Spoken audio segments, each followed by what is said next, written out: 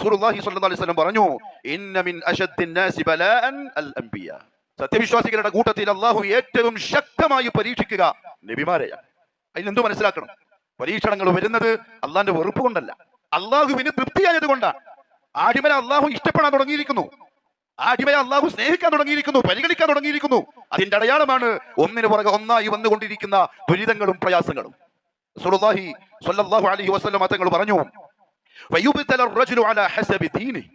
ഒരാൾ പരീക്ഷിക്കപ്പെടുക അയാളുടെ ദീനിന്റെ തോതനുസരിച്ചാണ്.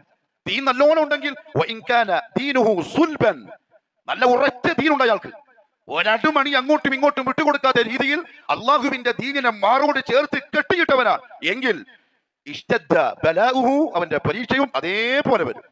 കാരണം എന്താ അറിയോ? അയാൾക്ക് ചെറിയ പരീക്ഷ കൊടുത്താൽ സുഖമായിട്ട് ആൾ രക്ഷപ്പെട്ടു പോകും, ഈസി ആയിട്ട് അങ്ങ് ജയിക്കും. ഈമാനിന്റെ ഉറപ്പനുസരിച്ച് ശക്തമായ പരീക്ഷകൾ നൽകും. അപ്പൊ ആ പരീക്ഷയും പ്രയാസമായിരിക്കും, ജയിക്കലും പ്രയാസമായിരിക്കും. ഇനി വഇൻ കാന ദീനുഹു, അവന്റെ ദീനാണെങ്കിൽ റിഖതൻ, കുറച്ചേ ഉള്ളൂ. എപ്പോഴെങ്കിലും അബദ്ധത്തിൽ ചെന്ന് ചാടാറുണ്ട്, വല്ലപ്പോഴും അനുസരണക്കേട് വന്നു പോവാറുണ്ട്, അത് ഉറച്ചിട്ടില്ല എങ്കിൽ അവനുണ്ടാകുന്ന പരീക്ഷയും അതേപോലെ കുറവായിരിക്കും. എങ്കിൽ സത്യവിശ്വാസികൾ മനസ്സിലാക്കേണ്ട കാര്യം എന്താണ്? പരീക്ഷകൾ കൂടുന്നുണ്ട്, പ്രയാസങ്ങൾ കൂടുന്നുണ്ട്, ജീവിതത്തിന്റെ രണ്ട് അറ്റം മുട്ടിക്കാൻ നെട്ടോട്ടമോടുകയാണ്.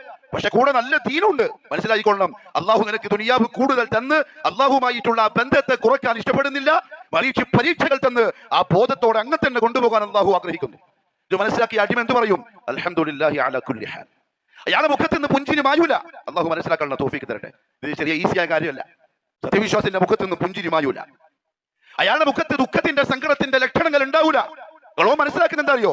എന്റെ റബ്ബിദാ എന്നെ സ്നേഹിച്ചു തുടങ്ങിയിരിക്കുന്നു, അൽഹംദുലില്ലാഹ്. മുഹമ്മദ് സല്ലല്ലാഹു അലൈഹി വസല്ലം പറഞ്ഞു, ഒരാൾ അങ്ങനെ മനസ്സിലാക്കിയ അള്ളാന്റെ പരീക്ഷണങ്ങളെ അവന്റെ ദീൻ പരിഗണിച്ച്, സ്നേഹം പരിഗണിച്ച്, അള്ളാഹ് ഇങ്ങോട്ട് പരിഗണിച്ചിട്ട് തരുന്നതാണെന്ന് ബോധ്യപ്പെട്ടാൽ ഫമാ യബ്റഹുൽ ബലാഉ ലിൽ അബ്ദി ഹത്താ യത്റുകഹു യംശി അലൽ അർദി മാ അലൈഹി ഖതീഅ.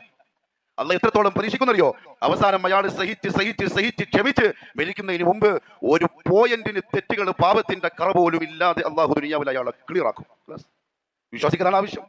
അവസാനം മലക്കുൽ മൗത്ത് വന്ന് യാത്രയ്ക്ക് വിളിക്കുമ്പോഴും അയാൾ ആ പ്രയാസത്തിലായിരിക്കും. പക്ഷെ അയാളുടെ കൽബ് സൂര്യനേക്കാൾ അധികം പ്രകാശിക്കുന്ന തരത്തിൽ കറുപ്പുകൾ മാഞ്ഞിട്ടുണ്ടാവും. അതുകൊണ്ടാണ് മുഹമ്മദ് സല്ലല്ലാഹു അലൈഹി വസല്ലം പറഞ്ഞത്, അള്ളാഹു പരീക്ഷിക്കും ഫകാന ഖൈറൻ ലഹു.